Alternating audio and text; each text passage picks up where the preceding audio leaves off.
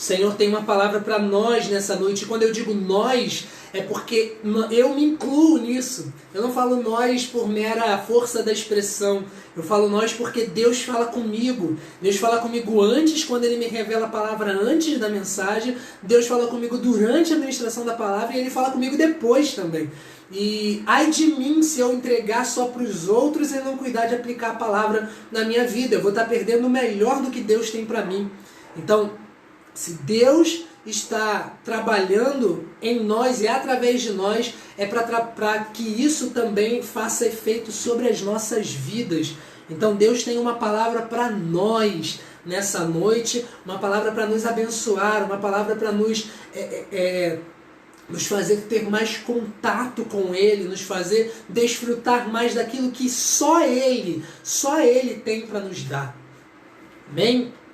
Então, diz assim a palavra do Senhor, 1 Tessalonicenses 5:15, a partir do 15, diz: vede que ninguém dê a outrem mal por mal, mas segui sempre o bem, tanto uns para com os outros, como para com todos. Regozijai-vos sempre, orai sem cessar, em tudo dai graças, porque esta é a vontade de Deus em Cristo Jesus para convosco. Não extingais o Espírito, não desprezeis as profecias, examinai tudo, retende o bem, abstende-vos de toda a aparência do mal, e o mesmo Deus de paz vos santifique em tudo, e todo o vosso espírito e alma e corpo sejam plenamente conservados, irrepreensíveis para a vinda de nosso Senhor Jesus Cristo. 24. Fiel é o que vos chama, o qual também o fará. Amém. Fiel é o que vos chama, o qual também o fará. Louvado seja o nome do Senhor. Então aqui nós vemos o texto final da primeira carta do apóstolo Paulo aos Tessalonicenses, onde ele está dando algumas orientações, algumas saudações, votos. Ele está direcionando com princípios e orientações bem objetivas, bem direto ao ponto, aquilo que ele tem para que aqueles irmãos tenham uma vida no Senhor. Então a gente vai passar de maneira bem objetiva e bem pontuada em cada um desses elementos, que são elementos que o Senhor, a gente pode dizer que são elementos que o Senhor coloca como princípios para um viver cristão desejável pelo Senhor. Então, vivendo esses princípios, vocês vão tanto agradar ao Senhor, como viver uma vida também mais agradável no Senhor. Como assim, pastor Felipe? É porque, através desses princípios, quando você os cumpre, Deus se agrada de você. E isso é um ponto, e é muito importante, eu acho que é o mais importante de todos. Agora, como consequência disso, você também viverá uma vida mais agradável no Senhor, ou seja, você vai se agradar, vai ser mais feliz, mais satisfeito no Senhor ao viver dessa maneira. Porque viver isso daqui, o que a gente acabou de ler nesses versículos do capítulo 5 de 1 Tessalonicenses, são basicamente princípios para viver aquela renúncia pessoal que Jesus nos chamou para viver. Ele diz: quem quiser vir após mim, negue-se a si mesmo, tome sobre si a sua cruz e siga-me. Então, basicamente existe uns estágios a serem seguidos para seguir a Jesus, do qual o principal é negar a si mesmo. Ou seja, negar o ego, negar o seu eu, aquelas vontades que estão entranhadas em nós e que nos levam a pecar, nos levam a nos afastar de Deus, nos levam a nos distrair com tudo que acontece mundo afora. Então, Jesus ele começa dizendo: se você quer me seguir, tira o ego do caminho. Se você quer me seguir, deixa o eu para trás, deixa o eu de lado. Ah, mas isso significa então que eu não tenho mais que fazer nada bom para mim, que eu não tenho mais que cuidar de mim, que eu não tenho mais que que olhar para mim e para as minhas vontades, meus desejos. Não, isso quer dizer que as nossas vontades e desejos serão muito mais plenamente satisfeitas se as nossas vontades e desejos estiverem alinhadas com as de Deus. Com as de Deus, porque Ele nos criou com um propósito. Deus nos criou com um propósito, Deus nos criou com uma visão, Deus nos criou com um plano bem traçado e Ele nos deu uma identidade que reflete a identidade dEle. Então, quando a gente vive direcionados única e exclusivamente pelo eu, pelo ego, pelas nossas vontades e desejos carnais mundanos, nós estamos nos afastando da fonte da bênção, nós estamos nos afastando do projeto original de Deus, que era muito mais abençoado do que o que a gente julga estar vivendo hoje. Então, quando Deus ele está dizendo para nós, através do seu Filho Jesus Cristo, negue-se a si mesmo, Ele está dizendo para nós, abandone aquele projeto falido que você viveu a vida inteira até aqui. E siga o projeto que eu tenho para você, porque esse projeto vai te dar resultados que jamais você imaginaria ter.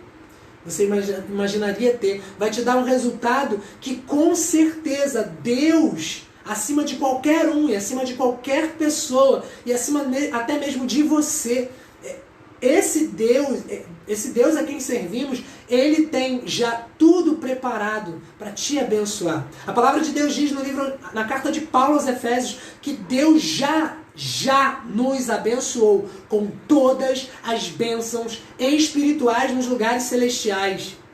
Todas as bênçãos, não é 1, 2, 3, 4, 5, 10, são todas as bênçãos.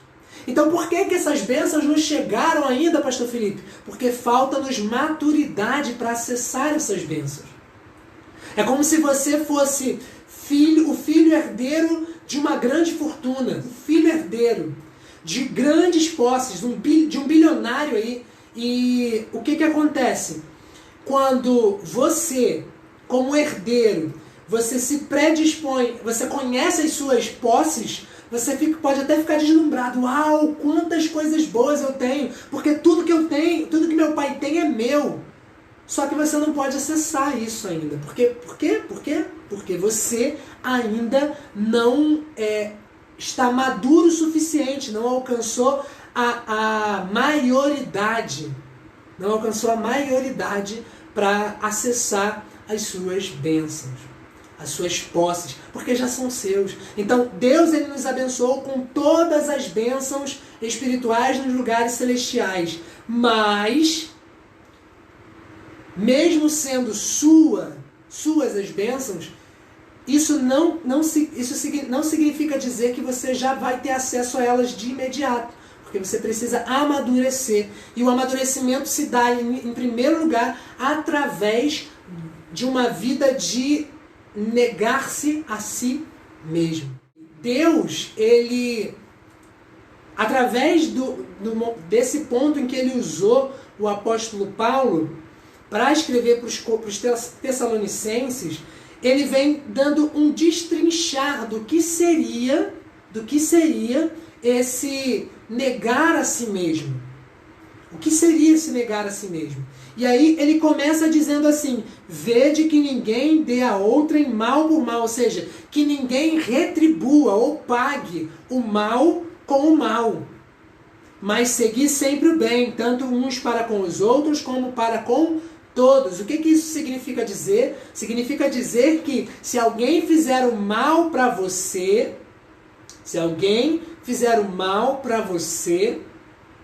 você não deve retribuir com mal. Isso significa que não existe vingança para cristão. Aliás, existe, mas a vingança... Existe vingança, mas a palavra de Deus diz aos romanos, o apóstolo Paulo falando aos romanos, que a vingança é do Senhor e que nós devemos confiar no Senhor, que Ele fará justiça. Ok? Então, existe vingança para o cristão? Existe. Existe sim a vingança para o cristão, só que quem faz essa vingança é o Senhor. e não nós mesmos com as nossas próprias mãos. Então, não existe essa de pagar o mal com o mal. Existe sim aquela de fazer o bem, mesmo recebendo o mal. A palavra de Deus diz assim, ó. Cadê? Versículo 15 do capítulo 5 de 1 Tessalonicenses. Mas segui sempre o bem, tanto uns para com os outros, quanto para com todos. Então, segui sempre o bem. Se a pessoa está fazendo mal para você ou não, não importa. O seu papel é fazer o bem. Fazer o bem. Tem até aquela expressão que diz fazer o bem sem olhar a quem, que tem algumas pessoas que são contra. Mas Jesus, ele fazia isso aí. Só recapitulando. Primeiro, para o cristão, é feita pelas mãos do Senhor.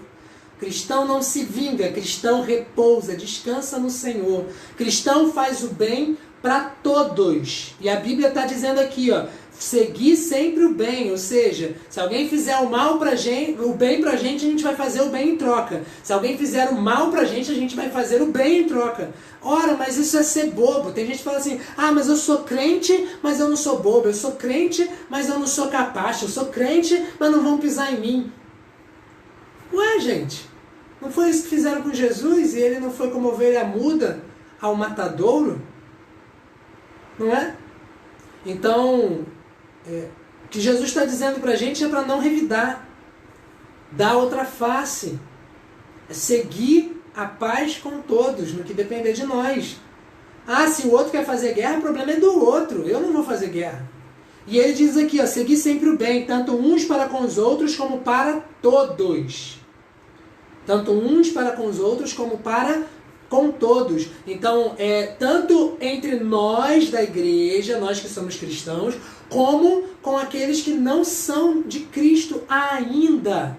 Porque talvez o seu testemunho seja aquilo que eles precisam para viver uma experiência de transformação e conversão com Cristo. Amém? Então, nada de vingança, faça o bem a todos. A todos. Jesus, quando ele veio, ele curou 10 leprosos. 10 leprosos. Aí eu te pergunto, desses 10 leprosos, quantos que voltaram? Apenas um voltou. É isso aí, como responderam aqui. Apenas um leproso voltou. E agora não era mais leproso, foi curado. E os outros 9? A minha pergunta é, Jesus não sabia? Jesus não sabia que esses 9 não iam voltar para agradecer? Eles não estavam de todo errados, por quê? Porque eles foram fazer o que Jesus disse para eles fazerem. Que era o quê? Era ir se apresentar ao sacerdote, apresentar o sacrifício ao sacerdote. Só que um teve gratidão e voltou para adorar ao Senhor. Jesus sabia de todos, mas ele não pelo fato dele saber que 9 não seriam gratos e voltariam para ele não deixou de curar os 10. Ele curou os 10 mesmo sabendo que 9 não voltariam. Jesus curou os 10 leprosos mesmo sabendo que 9 não voltariam. Entendeu? Então, nós temos que fazer o bem. Jesus, ele não está preocupado ele não estava preocupado no ministério dele em selecionar quem ia ser curado, quem ia ter os demônios expulsos, quem ia ter os seus problemas resolvidos. Não. Jesus, ele estava preocupado em manifestar o reino de Deus. E o reino de Deus, além de ser justiça, paz e fidelidade, longanimidade e bênçãos e tudo, o reino de Deus também é cura, libertação, transformação. E isso flui através de nós. Quando Jesus fala assim, a conexão está instável, está dizendo aqui. Se por acaso alguém perceber que está travando ou alguma coisa parecida, sinaliza para mim no chat, tá?